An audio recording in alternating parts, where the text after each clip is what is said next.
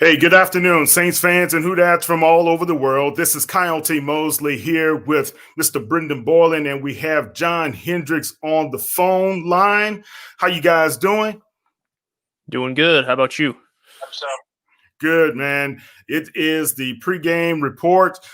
John is in Philadelphia at this time. You guys can't see him due to COVID restrictions right now. Evidently, COVID has gotten into your video, right? yeah, it's questionable to return for next week. So, all right, that's okay. All right, guys, let's talk a little bit about the Saints Eagles matchup. John, coming into the game, the Saints are leading the league in total. Well, they're second now to the Rams in total defense, but it seems as though the Saints are starting to get the praise and the accolades thrown on them as far as how the defense has been performing. And Jalen Hurts is doing his debut as the Eagles quarterback. What do you see? What can you tell the people to expect? Yeah, look, I think obviously I think the bigger storyline here is obviously with Jalen Hurts making his first start as a rookie against a really good Saints defense. And look, I think the good news and encouraging news is the Saints are pretty much back to full strength. Malcolm Brown's out with a shoulder injury, so Shai Tuttle's actually taking his place. I was watching it during walkthroughs, but they get Janoris Jenkins back. But I think with this matchup, you saw a little bit about what the Packers kind of got. I don't want to say shocked a little bit coming out of the gate, but Hurts was able to do some good things as well. To start it off last week. But then the Packers really settled in by putting a spy on them. So I'm kind of looking at Malcolm Jenkins as being that guy to put a spy on Jalen Hurts today and just kind of negating some of his things that he wants to do with the football. But look, I think when it's all said and done, Saints defense is obviously legitimate. They got a huge test against Kansas City next week. Who just seem like they're setting the world on fire. But I really expect them to keep playing the way they have. And I think it's going to be getting the pressure after Hurts and, obviously covering their flats for them. It's going to be huge. Good. Any thoughts on your end, Brendan? I mean, I think Jalen Hurts has a really underrated arm. A lot of us are talking about his mobility and what he can do. And obviously he had some great success collegiately, whether that was at Oklahoma his senior season or the previous years at Alabama, where he appeared in multiple national championship games. The guy's got an underrated arm. And this is an interesting switch towards the end of the season for the Eagles that are still in the middle of trying to make the playoffs, right? With how poor that the NFC East is, they still have a very good chance of winning that division and hosting a playoff game. So they're making a change at quarterback. I think they do it at a unique time solely because, to John's point, the Saints defense has been playing so well, and you kind of get thrown a curveball. What was that, Monday or Tuesday? And maybe you'd already started preparing for a guy like Carson Wentz, and Jalen Hurts provides something a little different offensively. And Doug Peterson saying this week that he feels like Jalen can be a big spark for this team, and that's what they're hoping he can do. But he's got a heck of a test. No quarterback wants to make their NFL debut against a team that just last week was the number one ranked defense in football. So he's got a tough task, but I think the Saints will do what they have to do to come out on top and kind of hold them in check.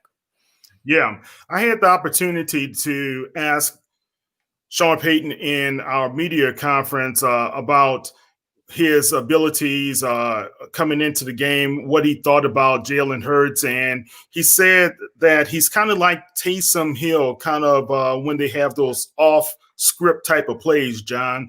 Is that what we are going to see a lot of today?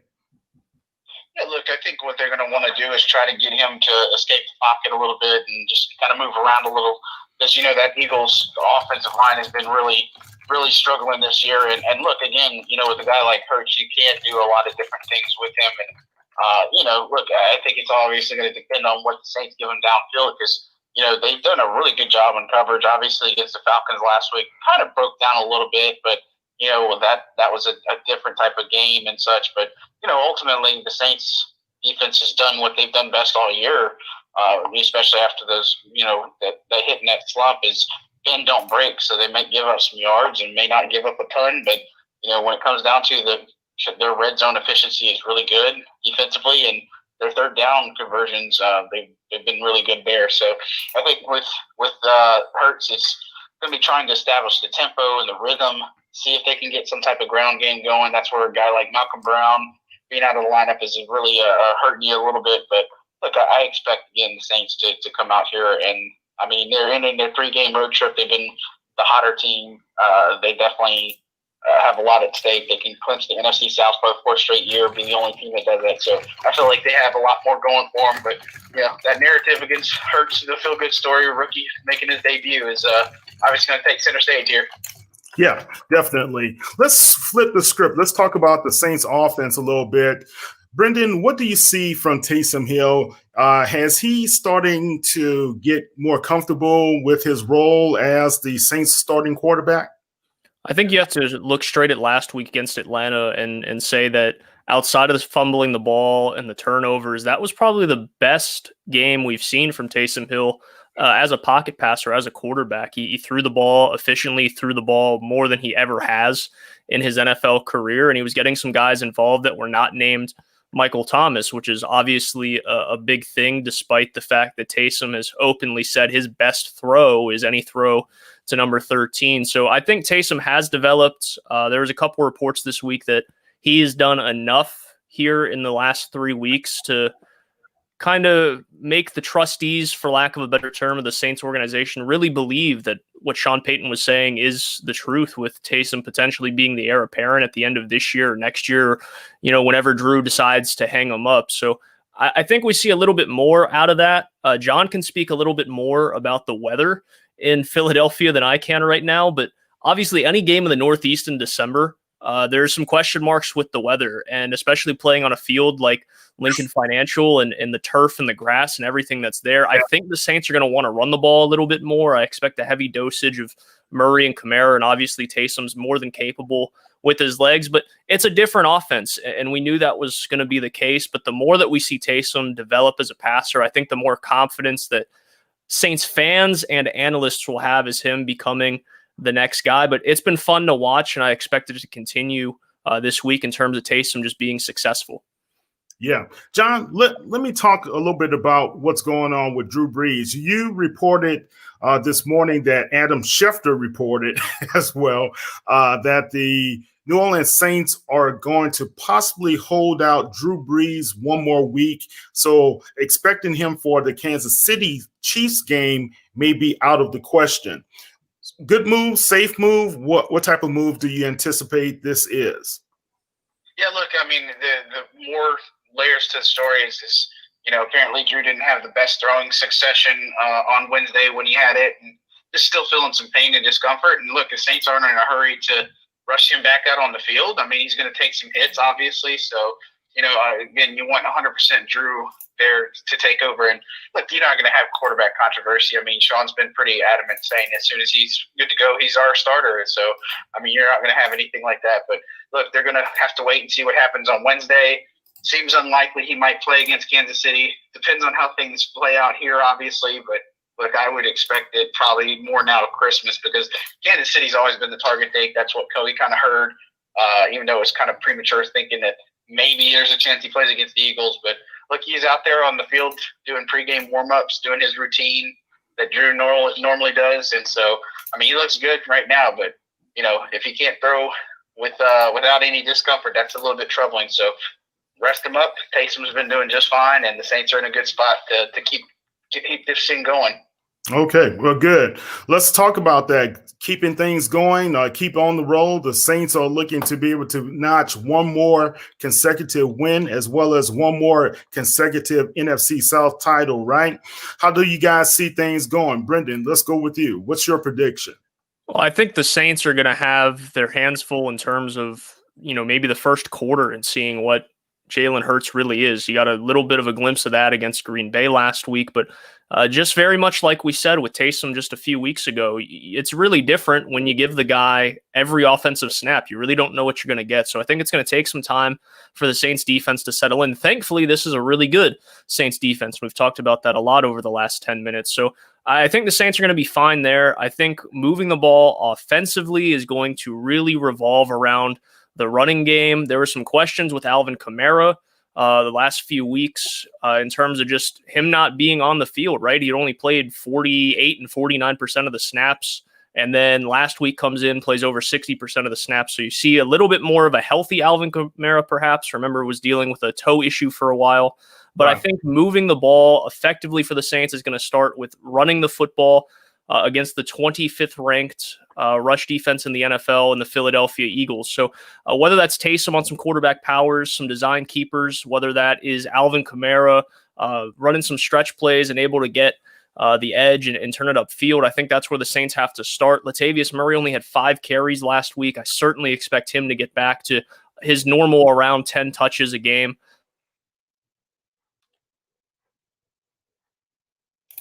Oh, okay. John, can you still hear me? Yep, I can hear you just fine. I think Brendan kind of froze up on us. Let's see if we can get him back in. Yeah, well, I will just say I really agree with Brendan, too. I think the ground game is what, the Saints needed to focus on here. And look, back-to-back games where you get 200-plus yards rushing, I mean, that's significant in the NFL, right? And so, again, I think Murray's a guy that you can call up on. Weather's really not going to be a factor. I mean, it's only mid-50s. I mean, the weekend before it was snowing and such.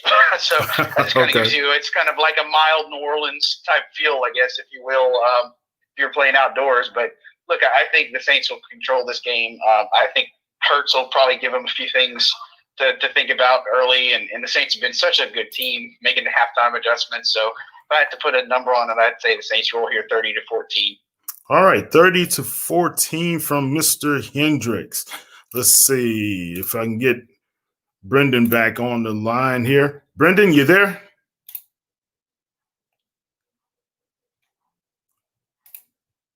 Yeah, and what I also say while you're trying to get Brendan back is, just to keep an eye out on some guys who really need to play and get their game up a little bit. I mean, Janoris Jenkins returns. Obviously, he's been out with that knee injury. Sounds like it was more precautionary last week of holding him out, so that's a big upgrade for the Saints. They get Teron Armstead back, which is huge. That's a big one. And then Marcus Davenport with his blonde hair and everything is back from a concussion. So 3 big players that they're getting. And Justin Hardy on special teams. Cannot forget about him. He is killer at what he does, and he's very underrated. So definitely some big pieces coming back for New Orleans. Yeah, I saw the tweet that you had about Marcus Davenport's blonde hair. Is it like flowing locks of blonde, or how does that look? It's like Sideshow Bob type hair, but it's super blonde, like Dennis Rodman blonde type thing. I mean, it is something. I will tell you that. I mean, hey, whatever works. I mean, I've seen players do some crazy things, but that was probably the last player and last guy I would have thought that would have done something like that. Well, he's always been a different young man, so that's pretty interesting to see. All right, let's see, Brendan, we got you back on. You back? Yeah, I'm here. Sorry about that. Wi-Fi, technology nowadays, right? 2020 has forced us onto the laptops and onto the Wi-Fi, and sometimes the Wi-Fi doesn't want to cooperate either. Look, a lot of things not cooperating. Which is COVID technology thing too. Yeah, that COVID technology, man. We're gonna have to work on this COVID technology. John goes on the road. COVID just takes over the Wi-Fi and everything. He can't do video. Man, what is happening here? But guys, all honesty, right now, looks like the New Orleans Saints, in my opinion, I think the Saints are going to be playing very well on the road. It's going to be a type of control game. I did mention this, and I want to get your guys' views before I get your prediction, Brendan. The Saints wide receivers, and I think you touched on this too, John, briefly, supporting Taysom Hill at this juncture in his career. Do you think we're seeing enough from Traquan Smith as well as Emmanuel Sanders? Can those guys do more? What's your take there, John? Yeah, look, I think they can definitely give you a lot more. I think you wrote a great piece on Emmanuel Sanders, just kind of some pressure on him. Emmanuel's a guy that can do a little bit of everything for you. And, I go back to last week against the Falcons. There's a play where if Hill just had another second, Sanders was wide open, and he would have taken it in for a touchdown. I mean, that would have been a huge bomb. And so, look, Sanders is a veteran. He's a guy who said from day one he's coming in here to do whatever he has to do. And if that means he's going to block, 90% of his snaps, that's what he's going to do as long as this team keeps winning, as long as he helps get Drew out and helps send him off in the sunset, so to speak. But look, I think there's obviously opportunity for guys like Traquan Smith today. Jared Cook getting going last week was huge. I think that's a guy who's going to step up for you, especially in the playoffs. So, generally speaking, there's the Saints wide receiver who's got a lot of talent. You'll see that jet sweep Tommy Lee Lewis play at some point that normally gets run by Deontay Harris. So it'll be a interesting time, but I think the Saints can get a little bit more from their receivers to help out Hill. Okay, awesome. All right, Brendan, again, what's your prediction? I'll take the New Orleans Saints by the score of 28-10. I think that one thing that Saints fans maybe Saints fans are a little spoiled, might be the best way to put it, because we're used to Drew putting up some points. Or let's put it this way, because I know you gave me that look. Saints fans over the last 15 years have been a little bit spoiled offensively in terms of just being used to seeing 30 points up on the board. And this Taysom Hill-led offense is still scoring points pretty effectively, averaging somewhere around 27 points per game. It just looks different, right? It looks a little bit more college football-y, but the Saints offense has been able to move the ball. I think they'll do the same today. They'll control the clock very much like they did last week against Atlanta, and the defense will just hold Jalen Hurts in check. But I do think they give up a touchdown, but that streak's incredible. If you guys want to look up the numbers on that, just how long they went. I think it was 46 straight drives without surrendering a touchdown. So tip of the hat to the Saints defense just one more time here on the pregame show. But I think the Saints are going to do fine in terms of moving the ball offensively. And like I said before I got cut off because of the Wi-Fi, running the ball is going to be the big thing, and they get some really big, crucial pieces back to the offensive line with Teron Armstead, and that should only help. Okay, John, right quick, what's your prediction, sir? They said I think the Saints are going to come in, they'll figure out Hurts before it's too late, and then they're going to roll 30-14 today.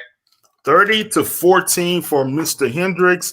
Brendan has 28-10, and I'm gonna throw in my 2 cents, 27-17. Late garbage touchdowns, Saints give up. All right, guys, if you want to follow us, don't forget you can go to si.com/NFL/Saints, or our new web address is just saints.media. So that's www.saints.media, and you will be able to read all the latest content from John Hendrix, Mr. Brendan Boylan, myself, and Bob Rose, and Dr. C. And guys, you guys have a great time watching the Saints. And John, be safe out there in Philly. Make sure you wear 2 masks. We got to get you home safe. And Brendan, you take care as well. And Who Dat Nation, you guys take care and watch the New Orleans Saints take on the Philadelphia Eagles at Lincoln Financial Field. Take care. Have a good one. Bye. Take care, guys. Thanks.